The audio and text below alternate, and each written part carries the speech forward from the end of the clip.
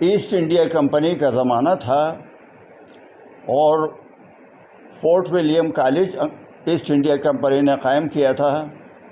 وہاں اردو زبان کا بھی اور فارسی زبان کا بھی کام ہوتا تھا. لہذا وہاں کے لوگوں کے معلومات کے لیے ان کے پڑھنے کے واسطے جامع جہاں نما کے نام سے یہ پرچہ نکالا گیا. لیکن ایسٹ انڈیا کمپنی کے ساتھ اس کا نباہ نہیں ہو سکا. چند مہینے نکلا اردو میں، پھر فارسی میں نکلا، پھر اردو اور فارسی میں ملا کے نکلا، اور آخر میں ایسٹ انڈیا کمپنی سے ٹکراؤ کے نتیجے میں پرچہ بند ہو گیا. لیکن پرچہ تو بند ہو گیا، لیکن اس نے جو پہلی اینٹ رکھ دی تھی اردو جرنلزم میں، اردو صحافت کی بنیاد میں، وہ انقلاب کی تھی. وہ انقلابی اینٹ جو تھی وہ اردو صحافت کے سریش میں، اس کے خمیر میں اور اس کی بنیاد میں جامع جہاں نما نے رکھ دی تھی. پرچہ تو بند ہو گیا، لیکن اس نے جو مزاج بنایا تھا اس کی لہریں نہ صرف کلکتے میں، کلکتے سے باہر بھی ملک کے دوسرے علاقوں تک بھی پھیلتی چلی گئیں. جہاں تک کلکتے کا سوال ہے، جہاں نما کے بعد ایک وقفہ ہوا جب کوئی وہاں اخبار نہیں نکلتا تھا اردو کا، لیکن چند سال کے بعد وہاں پھر ماہ نامے، ہفتے وار وغیرہ نکلنے شروع ہوئے، اور آخر میں 1912 میں مولانا ابوالکلام آزاد نے الہلال کے نام سے اپنا پرچہ نکالا. یہ الہلال پرچہ کیا تھا؟ ایک آندھی تھی، ایک دھماکہ تھا جس نے کلکتے سے لے کے پشاور تک دھرتی کو ہلا دیا. اس میں بادلوں کی گرج اور بجلی کی کڑک تھی. یہ ملک کی آزادی کے لیے پہلی ایسی آواز تھی کہ جس نے غیر ملکی حکمرانوں کے حواس خراب کر دیے. نتیجہ یہ ہوا کہ مولانا آزاد کو 1916 میں رانچی میں 4 سال کے لیے بند کر دیا گیا، وہ نظر بند کر دیے گئے. 1920 میں وہاں سے رہا ہوئے تو پھر 1921 میں انہوں نے پھر ایک پیغام کے نام سے اپنا پرچہ نکالا. مگر اس بیچ میں ان کے ایک رفیق کار کے طور پر ہمارے اسی اتر پردیش کے ملی آباد کے علاقے کے مولانا عبدالرزاق ملی آبادی تھے، جو ندوہ اور مصر سے عربی کی اعلیٰ تعلیم حاصل کر کے واپس آئے تھے. وہ مولانا کے رفیق کار بن گئے، اور 1921 میں جب پیغام نکلا تو اس کے ایڈیٹر مولانا عبدالرزاق ملی آبادی ہوئے. یہ پرچہ بھی وہاں انقلابی آواز بن کے رہا، انقلاب کی آواز بن کے بنگال میں رہا. پیغام آزادی کی لڑائی کے لیے وہ ایک سور تھا جو پھونکا جا رہا تھا. اس کا نتیجہ یہ ہوا کہ چند مہینے کے اندر برٹش گورنمنٹ نے، اب ایسٹ انڈیا کمپنی تو ختم ہو گئی تھی 1857 کے بعد، برٹش گورنمنٹ نے مولانا عبدالرزاق ملی آبادی کو اور مولانا ابوالکلام آزاد کو دونوں کو گرفتار کر کے جیل میں بند کر دیا. یہ مولانا آزاد کی پہلی گرفتاری تھی جو کلکتے میں ہوئی تھی. اس کے بعد تو متعدد گرفتاریاں ہوئیں اور برسوں برس وہ جیل میں رہے. مولانا عبدالرزاق ملی آبادی کو 2.5 سال کی جیل ہوئی اور ابوالکلام آزاد کو 1 سال کی جیل ہوئی. اسی مقدمے کے دوران میں ابوالکلام آزاد نے اپنا جو بیان مجسٹریٹ کے سامنے داخل کیا تھا، وہ ایک بہت طویل بیان ہے، اردو زبان میں ہے. وہ بیان قول فیصل کے نام سے پیش کیا گیا، اور حقیقت میں وہ ہندوستان کا منشور آزادی بن گیا. وہ ایک جس طرح سے الہلال ایک تہلکہ تھا، اسی طرح سے یہ بیان مولانا کا جو قول فیصل تھا، اس نے برٹش حکومت کے چولہے ہلا کے رکھ دی. تو یہ کلکتے کا ایک مزاج بن گیا تھا۔ اس کے بعد بھی اور پرچے میں مولانا نے نکالے، جیل سے چھوٹنے کے بعد پھر کچھ وقفے کے بعد پیام کے نام سے نکالا، پھر جمہور کے نام سے نکالا، اور آخر میں 1927 میں پھر الہلال دوبارہ جاری کیا۔ اور ان سب پرچوں کی ایڈیٹنگ جو تھی وہ مولانا عبدالرزاق ملی آبادی بھی کرتے رہے۔ دونوں ایک ساتھ شریک کار تھے آزادی کی لڑائی میں وہاں۔ یہ جو کلکتے کی آواز تھی صحافت میں، یہ آواز بہت دور تک گئی۔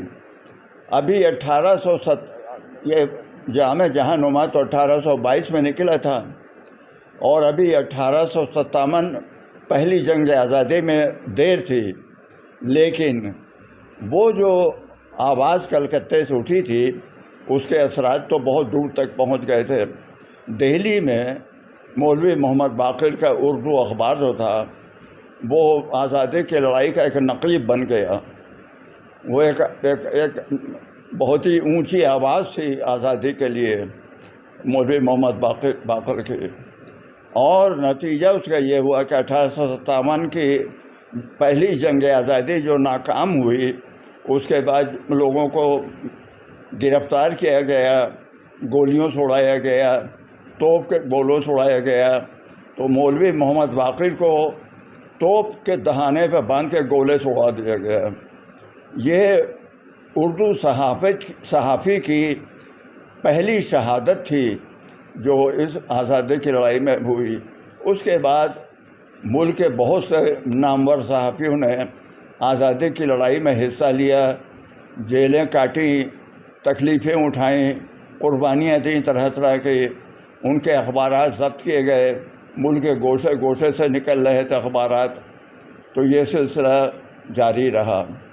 تو اردو صحافت کا ایک مزاج جو انقلابی بن گیا تھا وہ ختم نہیں ہوا آزادی کے بعد بھی۔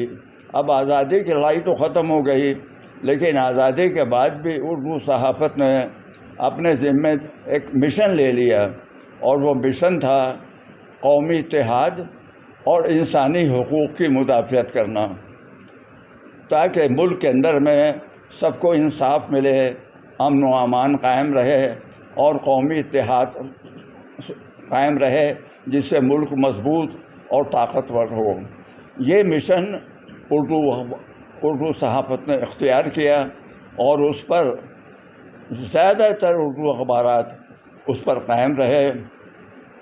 کلکتے میں اردو صحافت شروع ہوئی تھی، آج بھی کلکتے میں اردو صحافت نہ صرف یہ کہ زندہ ہے بلکہ پروان بھی چڑھ رہی ہے۔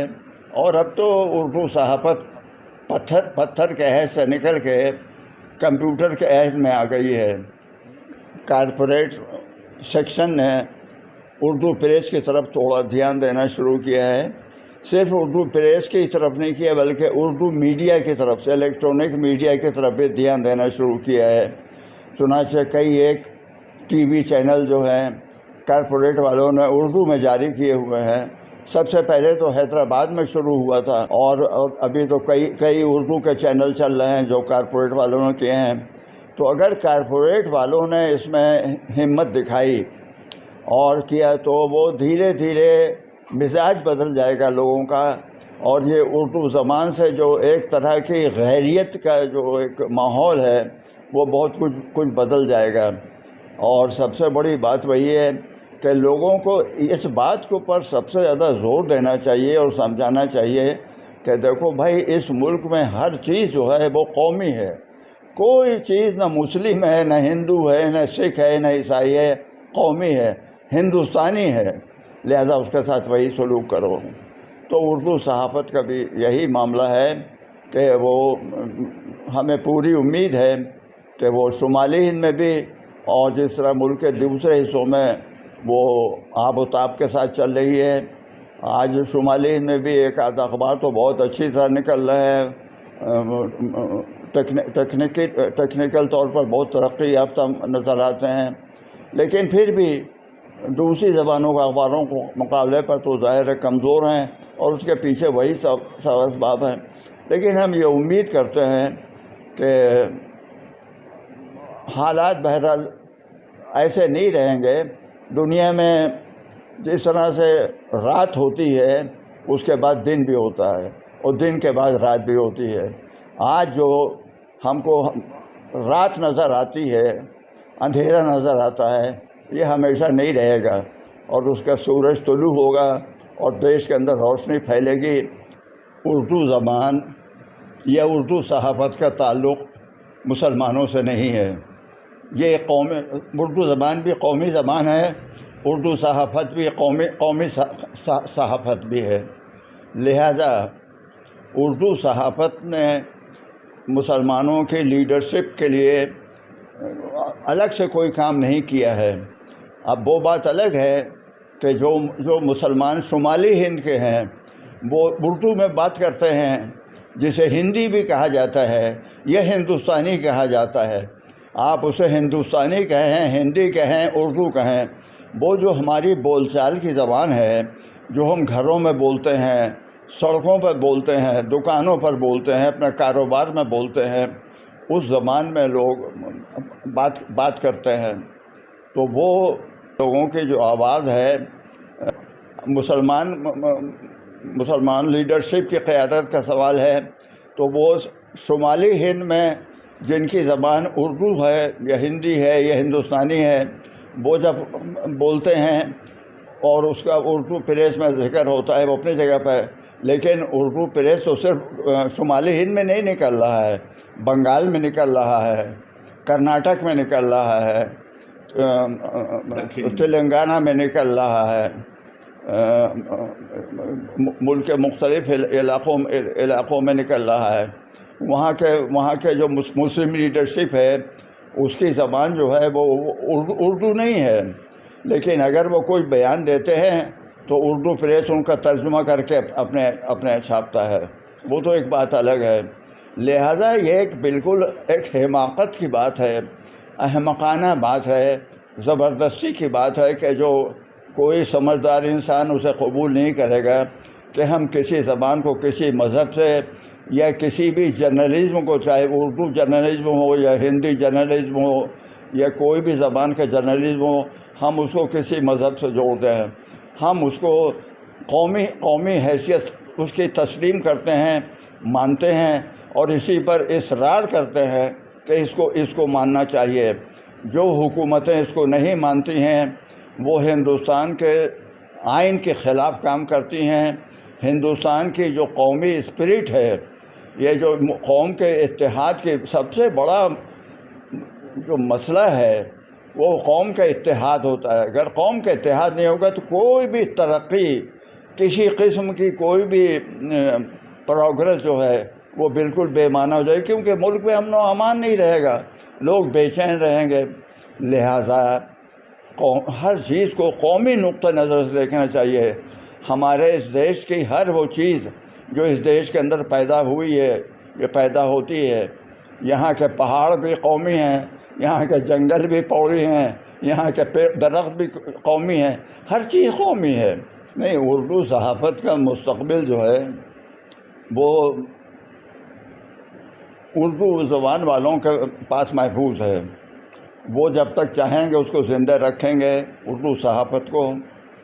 اور دشواری جو اپنی جگہ پہ وہ ہے، خاص طور شمالی ہند میں، کہ اردو کی تعلیم تقریباً سرکاری اسکولوں میں تو بند ہی ہو گئی ہے. تو اردو کی تعلیم کم ہونے سے اردو پڑھنے لکھنے والے کم سے کم ہوتے چلے گئے. تو یہاں جو شمالی ہند میں اردو پریس کی سرکولیشن ہے وہ بہت زیادہ متاثر ہوئی ہے. لیکن ملک کی دوسری ریاستوں میں جیسے بنگال، مہاراشٹر، جنوبی ہند کے علاقے، وہاں جو اخبارات نکل رہے ہیں، ابھی تک کی جو حالت ہے وہ یہ ہے کہ وہ اپنے پیروں پر وہ اخبارات کھڑے ہوئے ہیں اور ان کو کوئی خطرہ نہیں ہے کہ کوئی مالی طور پر نقصان اٹھا کے وہ بند ہو جائیں گے. لیکن شمالی ہند کی حالت تشویشناک ضرور ہے. اب یہ جو ہے یہاں کے حالات کے اوپر ہے. اگر شمالی ہند کے حالات بھی کبھی سدھریں گے تو اردو پریس کی جو دقتیں اور دشواریاں ہیں وہ بھی، لیکن اس سب کے باوجود شمالی ہند میں بھی اردو کے اخبارات نکل رہے ہیں، چاہے وہ اتر پردیش ہو، چاہے مدھیہ پردیش ہو، ان علاقوں میں اردو کے اخبار نکل رہے ہیں اور اچھی طرح نکل رہے ہیں۔ تو یہ بات ضرور ہے کہ دوسری زبانوں کے اخباروں کے مقابلے پر ان کی مالی حیثیت بہت کمزور ہے اس کے مقابلے پر، اور اس کے سبب تو میں نے وہی بتا دیا کہ اس زبان سے جو غیریت ہے اردو زبان سے، اور اس کو جو سپورٹ ملنا چاہیے سرکار سے اور کمرشل ایڈورٹائزمنٹ سے، وہ نہیں مل رہی ہے۔